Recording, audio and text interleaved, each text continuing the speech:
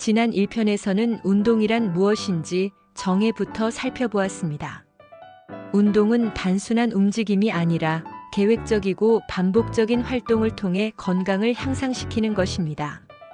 불가에서는 이 세상을 삼라만상이라 표현하였습니다. 우주에 존재하는 모든 것이 하나도 같은 것이 없이 다 다르다라는 의미를 담고 있습니다. 아마도 운동을 하는 이유와 목표도 서로 다 다를 것입니다. 사람마다 몸이 다르고 살아온 시간도 다릅니다. 누구나 같은 방식으로 운동하고 같은 결과를 기대하지 않을 것입니다. 특히 시니어의 몸과 삶의 목적은 젊은 시절이나 운동선수의 그것과는 사뭇 다릅니다. 조금 더 구체적으로 몇 가지 항목별로 구분하여 어떻게 스포츠 애호가나 운동선수와 시니어 세대가 운동을 통해서 얻고자 하는 결과가 다른지 알아보겠습니다. 첫째, 유산소 운동입니다. 젊은 사람들은 달리기나 수영, 자전거 타기 같은 운동을 통해 폐활량을 최대한 끌어올리고 체력을 기르려 합니다. 경기력 향상, 더 빠르게, 더 오래 뛰기 위한 목적이지요. 하지만 시니어에게 중요한 건 숨이 차지 않고 계단을 오를 수 있는 능력입니다.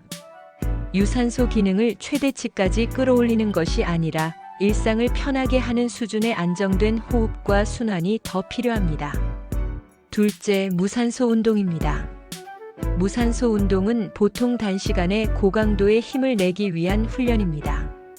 역도를 하거나 전력 질주를 하거나 순간적인 근육 폭발력을 키우기 위한 것이지요.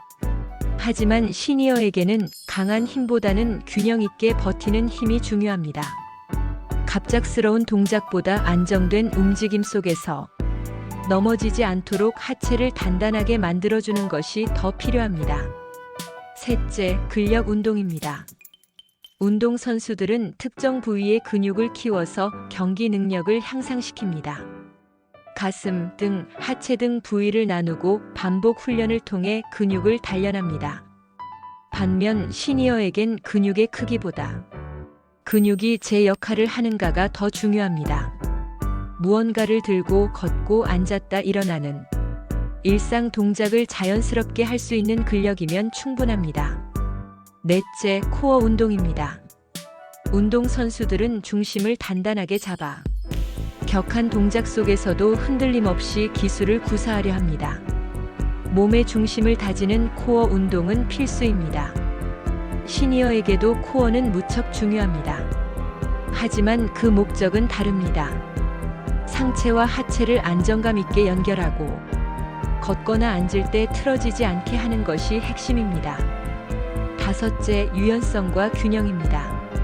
젊은 세대는 몸의 움직임을 더 크게, 더 부드럽게 하기 위해 스트레칭이나 요가 같은 운동을 합니다.